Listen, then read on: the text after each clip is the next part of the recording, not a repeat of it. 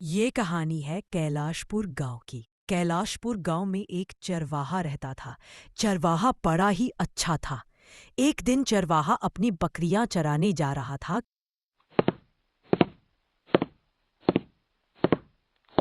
कि तभी उसे रास्ते में गांव का लखन मिलता है और लखन उसे चरवाहे से बोलाता है। और महेश भाई, क्या बात है आजकल तो तुम तरक्की कर रहे हो। दिन पर दिन तुम्हारी गाय और बकरियां बढ़ती जा रही है। नहीं नहीं लाखन भाई, ऐसा कुछ भी नहीं है। तुम्हें तो पता ही है, पिछली बार भी मेरी गाय और सारी बकरियां मर गई थी। न जाने कैसे मेरी बकरियां बीमार हो गई थी और शादी एक साथ मर गई थी। और तुम्हें तो पता ही है, इस बार भी मैंने अपनी मन का मंगलसूत्र गिरवी रखकर ही तो या गाय और बकरियां ली है। हाँ हाँ, जानता हूं।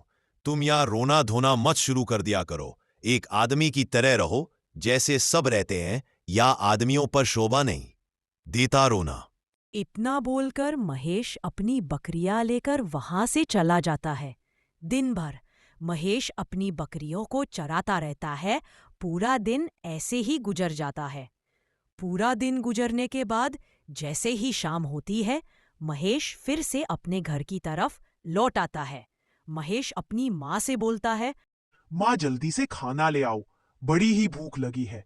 सुबह से कुछ भी नहीं खाया, आज जंगल में भी कुछ नहीं मिला। महेश खाना खाने बैठता है कि तभी महेश की माँ बोलती है, अरे महेश बेटा, कहाँ से खाना ले आऊं? तुम्हें तो पता ही है, घर में खाना बनाने के लिए कुछ भी नहीं है।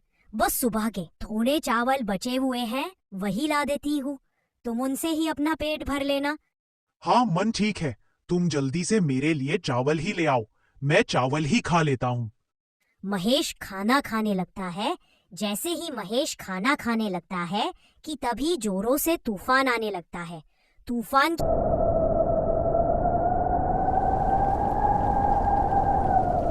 आवाज से महेश की मन बिल्कुल डर जाती है और अपने बेटे से बोलने लगती है, महेश बेटा, तुझे कितनी बार कहा है झोपड़ी ठीक कर ले, लेकिन तू है कि मनता ही नहीं। अब देख कितनी जोरों से बारिश आ रही है, लगता है घर हमारे सर पर ही गिर जाएगा। आज मुझे तो बड़ा ही डर लग रहा है। हाँ माँ, बोला तो है, लेकिन क्या करूं? तुम्हें तो पता ही है मेरे हालत कितने खराब हो गए हैं। मेरे पास तो इतने भी पैसे नहीं है कि घर में रोशनी ले आऊं। अब तुम ही बताओ मन में घर कैसे ठीक करता। लेकिन वह तुम चिंता मत करो, इस साल में बड़ी ही मेहनत करूंगा और अपने बकरियां बेचकर अपना घर पक्का बनवा लूंगा। ठीक है बेटा, जैसे तेरी मर्जी। अब खाना खाकर आराम से सो जा। तुझे सुबह पीर जंगल भी तो जाना है। महेश खाना खाकर सो जाता है। जैसे ही अगले दिन सुबह होती है, महेश बिना कुछ खाए पिए जंगल की तरफ जाने लगता है। तभी रास्ते में लखन और उसका एक दोस्त खड़े बातें कर रहे थे। तभी लखन अपने मित्र से बोलाता है, और दिनेश, देख रहे हो, इस महेश को दिन पर दिन इसका काम तरक्की करना जा रहा है। पहले सिर्फ 2 बकरियां थी और अब तो उसने बढ़ाकर 4 बकरियां कर ली हैं और साथ में 2 गाय भी हैं। ऐसे तो यह हमसे अमीर हो जाएगा। हाँ भाई, लखन कहते तो तुम ठीक ही हो। आजकल यह महेश कुछ ज्यादा ही अमीर होता जा रहा है। अब तो हमें ही इसका कुछ इलाज करना पड़ेगा, नहीं तो गांव में इसका नाम हमसे ज्यादा हो जाएगा। इतना बोलकर लखन और दिनेश दोनों महेश के पीछे पीछे चले जाते हैं। महेश आगे आगे और लखन महेश के पीछे पीछे जा रहा था। कुछ दूर जाकर महेश एक पेड़ की छांव में बैठकर बकरियां चराने लगता है। बकरियां मजे से अपना घास खा रही थी और दिनेश भी एक पेड़ की छांव में बैठा था कि तभी लखन महेश के पास जाता है और बोलता है, और महेश भाई, लगता है किसी सोच में खोए हुए हो अब तक भी। शायद तुम अपनी यूएन बकरी और गाय को नहीं भूले, जो पिछले साल मर गई थी। हाँ भाई लखन, तुम ठीक कहते हो। मुझे आज भी मेरी बकरियां और मेरी गाय याद आती है। कुछ भी कह लो महेश, लेकिन वह बकरी और गाय तुम्हारी लापरवाही की वजह से ही मरी थी। क्यों भाई, तुम ऐसा क्यों कह रहे हो? मैंने ऐसा क्या कर दिया था जो मेरी गाय और बकरी मेरी वजह से ही मरी है? महेश भाई, तुम बड़े ही भोले हो क्या तुम्हें नहीं पता इस जंगल का घास बड़ा ही जहरीला है। जो भी इस जंगल का घास अपनी बकरियों को खिलाता है, धीरे धीरे उसकी बकरियां बीमार पड़ जाती है और एक दिन वह बकरी मर ही जाती है। क्या तुम्हें नहीं पता? यह सब सुनकर महेश बड़ा ही हैरान हो जाता है और बड़ा ही परेशान भी हो जाता है। तभी महेश एकदम से खड़ा होता है और लखन से बुलाने लगता है। लखन भाई, तुम तो बड़े ही होशियार हो, तो तुम ही मुझे बता दो कि मैं अपनी बकरियों को कहाँ चला कर लाऊं। महेश, तुम इतनी जिद कर रहे हो तो बता ही देता हूं। वैसे मैं वहां किसी को लेकर नहीं जाता, क्योंकि वहां मैं अपनी बकरियों को ही चराने लेकर जाता हूं। ठीक है, मेरे पीछे पीछे आओ। महेश लखन के पीछे पीछे चला जाता है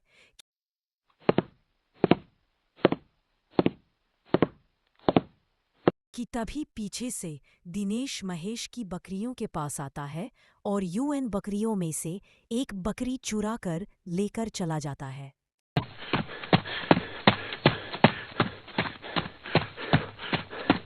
लखन भाई, ये जंगल तो बड़ा ही अच्छा है। यहाँ का घास खाकर तो मेरी बकरी जल्दी ही दूध देना शुरू कर देगी। दिनेश भाई, तुम्हारा बहुत बहुत एहसान है, तुमने मुझे यहाँ जंगल दिखा दिया। आहा, ठीक है, अब चलो जल्दी यहाँ से। वैसे भी मुझे घर जाकर अपनी गाय का दूध निकालना है। मैं तुम्हारी तरह कमजोर नहीं हूं। अब चलो जल्दी यहाँ से। इतना बोलकर लखन वहां से जल्दी जल्दी चला जाता है। महेश वीर धीरे धीरे अपनी बकरियों की ओर जा रहा था कि तभी लखन देखता है कि खेत में उसकी एक बकरी गायब है। यह देख महेश बड़ा ही परेशान हो जाता है। अरे, ये मेरी बकरी कहाँ चली गई? लगता है फिर किसी ने चुरा ली है मेरी बकरी। अब मेरा क्या होगा? माँ का मंगलसूत्र कैसे छुटाऊंगा? मैं तो बर्बाद हो गया। और रोते हुए अपने घर की तरफ चला जाता है।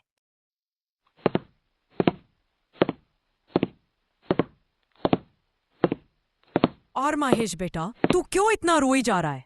कुछ तो बोला कि क्या हो गया? तू इतना क्यों रो रहा है? किसी ने तुझसे कुछ कहा है? तुम मुझे बता, मैं अभी इसे पूछ कर आती हूँ। मेरे होते हुए मेरे बेटे को कोई नहीं छेड़ सकता। कुछ तो बोल। महेश, तू इतना क्यों रो जा रहा है? माँ, आज फिर किसी ने मेरी पकड़ी चोरी कर ली। ना जाने मेरी बकरी कौन उठा कर ले गया। मैं गांव के लखन के साथ गया था कि वापस आकर देखा कि वहां मेरी बकरी ही नहीं है। ना जाने क्यों मन मेरी ही चोरी होती है। आखिर मैंने किसी का क्या बिगाड़ा है? ना जाने क्यों मेरा भाग्य इतना बुरा है कि करना कुछ चाहता हो कुछ जाता है। आखिर तू ही बता मां, मैं क्या करूं? महेश, तू चिंता मत कर। हम गांव के मुंशी के पास जाएंगे। जाकर अपनी बात रखेंगे तो गांव के मुंशी जरूर हमारी कुछ ना कुछ मदद करेंगे।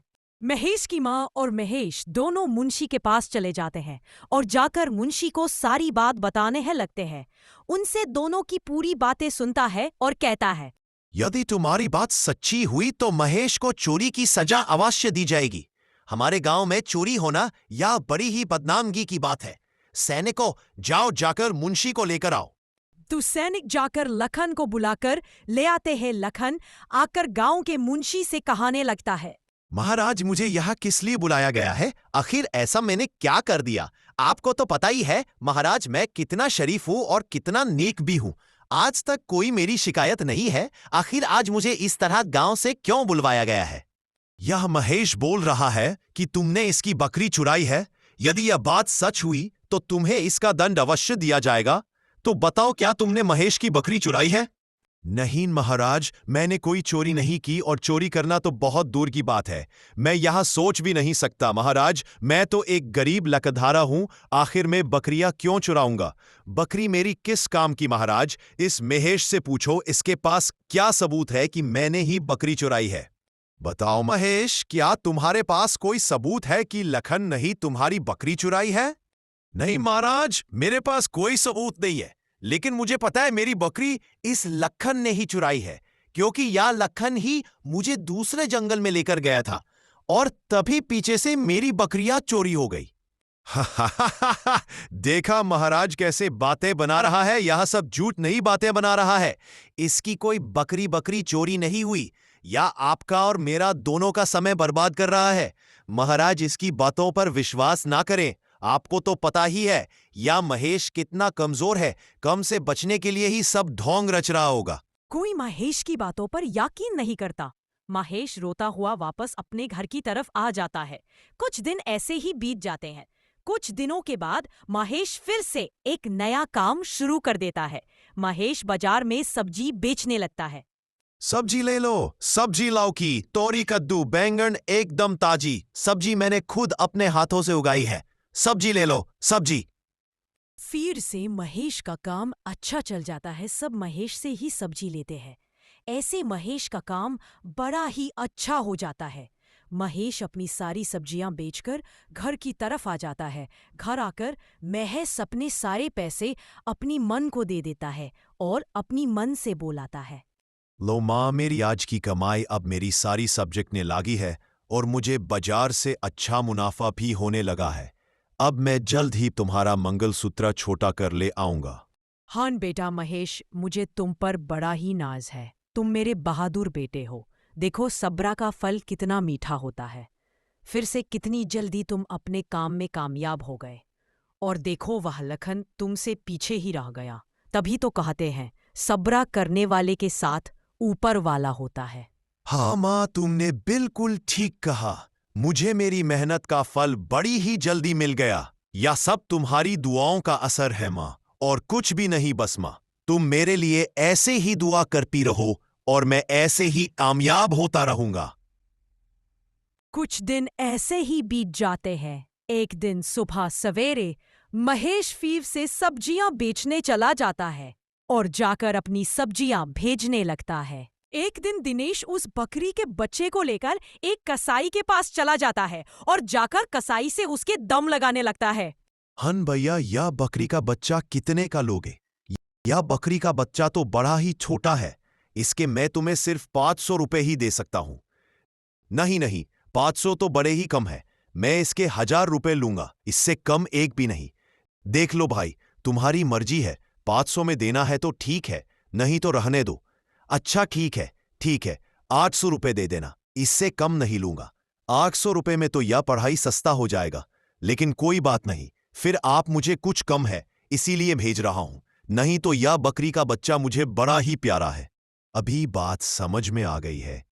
इतना बोलकर दिनेश और लखन बकरी के बच्चे को कसाई के पास छोड़कर वहां से चले जाते हैं कि तभी कसाई भी अपनी मछलियां रखने के लिए चला जाता है।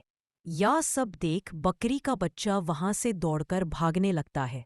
भागाते भागाते बकरी का बच्चा अपने मालिक महेश के पास आ खड़ा होता है और आकर बकरी आवाज निकालने लगती है।